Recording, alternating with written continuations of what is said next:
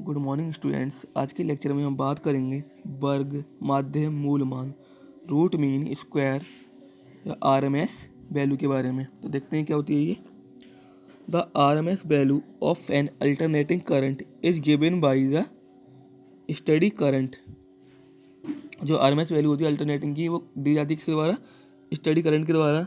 Which when flowing through a given circuit और a given time produce the same heat as produced by alternating current। कह रहा है जब वो हमारा डीसी करंट सर्किट के द्वारा फ्लो होता है, ये जो टाइम पीरियड है उसके द्वारा उत्पन्न होती है उसमें क्या? हीट अल्टरनेटिंग करंट के द्वारा। When flowing through the same circuit at the same time, जब वह सेम टाइम में सेम सर्किट से फ्लो होता है।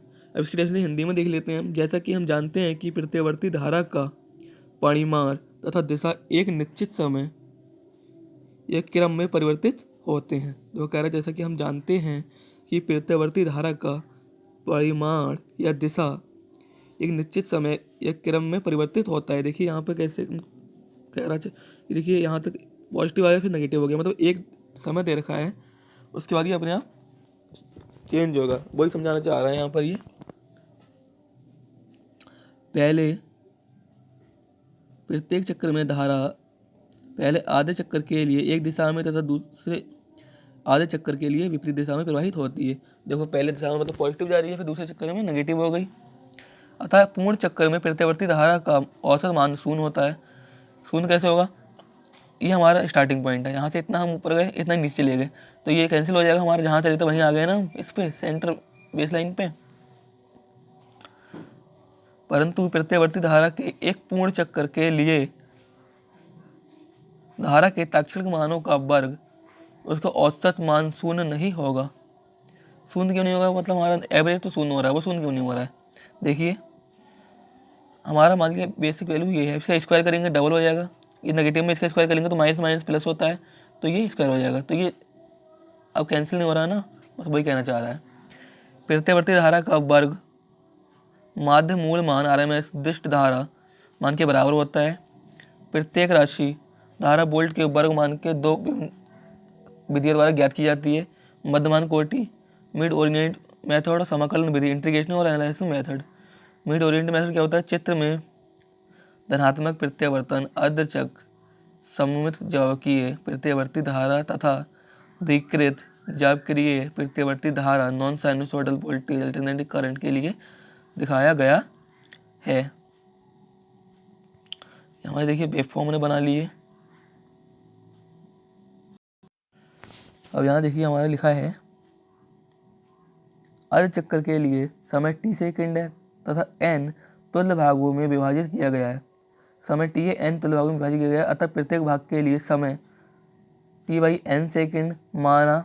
इस तुल्य भागों में औसत तात्क्षणिक धारा का मान क्रमशः I1, I2, I3, I4 ... IN मध्य कोटि में है। माना कि प्रत्यावर्ती धारा R ओम के प्रतिरोध में प्रवाहित हो रही है, तो प्रथम मध्यमान में उत्पन्न ऊष्मा 0.24 I स्क्वायर RT/n कैलोरी।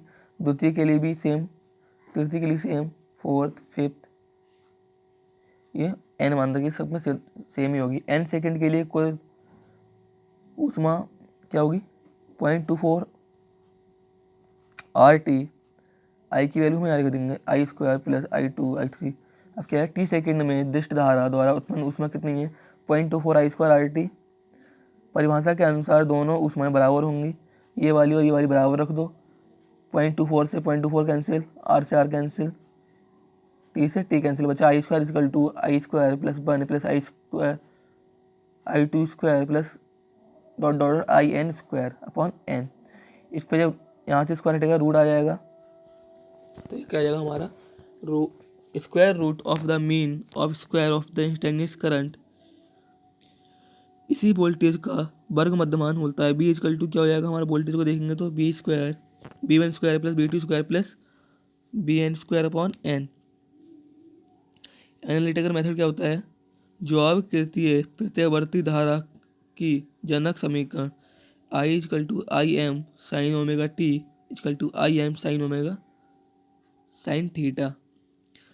एक पूरे चक्कर के लिए तात्क्षणिक धारा के वर्ग का औसत मान क्या होगा। एक वेवफॉर्म बनाई है हमने, छोटी सी स्ट्रिप ले ली मान निकालने के लिए, पूरा तो निकाल नहीं सकते हमने, थीटा इसका मान लिया, थीटा ये एल है, तो क्या होगा इसका लिमिट 0 टू पाई हो गई, लिमिट यहाँ से 0 टू पाई हो रही है हमारी, क्या हमारा I square upon d theta upon 2 pi minus theta. इसका मान रूट स्क्वायर रूट है तो रूट लगा देंगे, आया है। अतः आरएमएस वैल्यू का अल्टरनेटिंग करंट आई रूट लगाया यहाँ पर हमने, आई की वैल्यू क्या है आई स्क्वायर, आई एम बाहर ले लिया अपॉन 2, हमारी आई की वैल्यू आई स्क्वायर एम स्क्वायर के लिए है ना, तो हमारा आ जाएगा आई M square upon sine theta. तो देखिएगा हमारा आया ये कॉस थीटा इक्वल टू क्या होता है 1 minus 2 sine square theta, sine square theta की वैल्यू निकालेंगे तो हमारा ये आएगा 1 माइनस 2 कॉस थीटा अपॉन 2, यहाँ वैल्यू पुट करेंगे अंदर इसमें, तो ये होगा I square by 4m integration 0 to 2 pi bracket में 1 माइनस 2 कॉस थीटा, इसका इंटीग्रेशन करेंगे वन का थीटा हो जाएगा कॉस थीटा का साइन थीटा, लिमिट लगाएंगे हमारा आ जाएगा ये I square upon 2 pi, zero लगाएंगे साइन जीरो की वैल्यू 0, साइन 2 पाई मतलब 360 की वैल्यू कितनी होगी हमारी 1, तो ये I R M S square upon I M by root 2, तो आर एम एस वैल्यू आ गई हमारी 0.070 आई एम। इसको हम लिख सकते हैं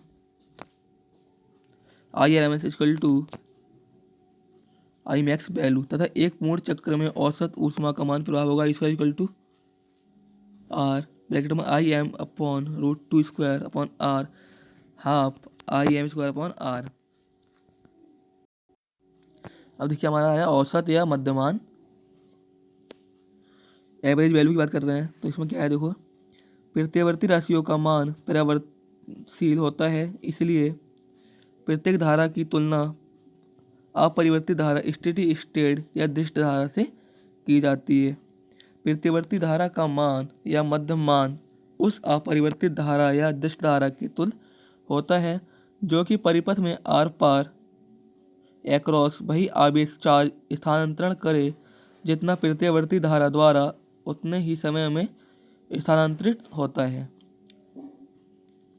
जबकि प्रत्यावर्ती धारा के एक चरण के धनात्मक तथा ऋणात्मक दोनों अर्धचक्र एक समान होने के कारण प्रत्यावर्ती धारा का एक चूर्ण चक्र के लिए औसत मान शून्य होता है। मध्यमान, पहला हमारा मेथड है मध्यमान कोटि, मिड ओरिएंट मेथड क्या होता है I average equal to I one plus I two plus I n upon n. अब एनालिटिकल मेथड देखें हम, लास्ट वाले की तरह है, एक आई स्ट्रिप ले लिया I m equal to I m plus sine theta हो गया, I average equal to limit 0 to pi हो गई, I theta upon pi minus theta, pi बाहर आ जाएगा आई के साथ, आई एम साइन थीटा बचा हमारा, साइन क्या कहता है माइनस का कॉस इंटीग्रेशन करेंगे, लिमिट 0 टू पाई हो गई, आई एम जीरो की वैल्यू 1 और कॉस की -1, तो हमारा कितना आ जाएगा हमारा 2 I M upon pi I M by root pi by 2, तो आया ये 0.637 I M, average current equal to 0.673 maximum value. अब देखते हैं हमारा फॉर्म फैक्टर रूप गुणांक, प्रत्यावर्ती राशियों के मध्य वर्गमूल आरएमएस और औसत वैल्यू के अनुपात को हम फॉर्म फैक्टर कहते हैं। बहुत इंपॉर्टेंट है ये, 2 नंबर पूछ जाती है, याद कर लेना कि F equal to form factor equal to RMS value upon average value. कितनी RMS value 0.707 I m, 0.637 I m, I m से हम कैंसिल करेगा कितना आएगा सॉल्व करने पर 1.11, ये हमारे साइनसॉइडल के लिए भी होता है 0.11। अब आया हमारा क्रीस्ट और पीक और एम्पलीट्यूड फैक्टर, प्रत्यावर्ती राशियों के उच्चतम मान तथा वर्ग मध्य मूल मान आरएमएस वैल्यू के अनुपात को श्रृंग या शीर्ष गुणांक कहते हैं। Therefore K I equal to maximum value upon RMS value equal to I M upon I M by root 2, तो हमारा रूट 2 की वैल्यू कितनी होती है 1.414, तो क्या आ जाएगा हमारा कि A equal to E m upon E m by √2, तो इसकी वैल्यू कितनी आई 1.41 आ गई है। बस अब न्यूमेरिकल लिखते हैं, छोटा सा है, हमारे सिलेबस में नहीं तब भी देख लेते हैं, बढ़िया न्यूमेरिकल आ सकता है। उदाहरण के लिए एक प्रत्यावर्ती धारा की समीकरण I equal to 43.43 sine 622 t है, ज्ञात कीजिए। अधिकतम मैक्सिमम वैल्यू निकालनी है, फ्रिक्वेंसी निकालनी है, आरएमएस वैल्यू निकालनी है, एवरेज वैल्यू निकालनी है, फॉर्म फैक्टर निकालना है। आई इजकल टू निकालनी है, समीकरण हमारी क्या होती है standard I equal to I M sine omega T. Compare कराएंगे, आई एम यहाँ पे कितना है 43.43 लिख लिया, ओमेगा यहाँ पे कितना है 628 लिख लो 27। हमारा ओमेगा क्या होता है 2πf, ओमेगा की वैल्यू कितनी है 627। यहाँ से एफ की वैल्यू निकालेंगे, कितना आएगा ओमेगा इक्वल टू 2π, ये आ गया, ओमेगा की वैल्यू 627 है, 2 लिख लिया। पाई की वैल्यू कितनी थी 22/7। इसको सॉल्व करेंगे, कितना आएगा हमारा 99.75। अब हम निकालेंगे मैक्सिमम वैल्यू होगी, सेकेंड होगी, थर्ड वाला आरएमएस वैल्यू आया I am upon √2। I M की वैल्यू कितनी है 43.43, √2 लगाया, सॉल्व किया, कितना आया 30.07। फोर्थ वाला कितना है हमारा आरएमएस वैल्यू कितनी थी 2। ये वैल्यू आपको याद करनी पड़ेंगे, ये वाली ये पीछे में निकाल ली है। आरएमएस वैल्यू हमारी एवरेज वैल्यू 2, आई एम की वैल्यू कितनी 43.43 लगा दी, 22/7 लगा दिया, सॉल्व करने पर आया 27.63 एवरेज। फॉर्म फैक्टर की बात करें, हमारा क्या होता है RMS upon average. RMS value 30.7 थी, एवरेज वैल्यू 27.63, कितना है 1.11।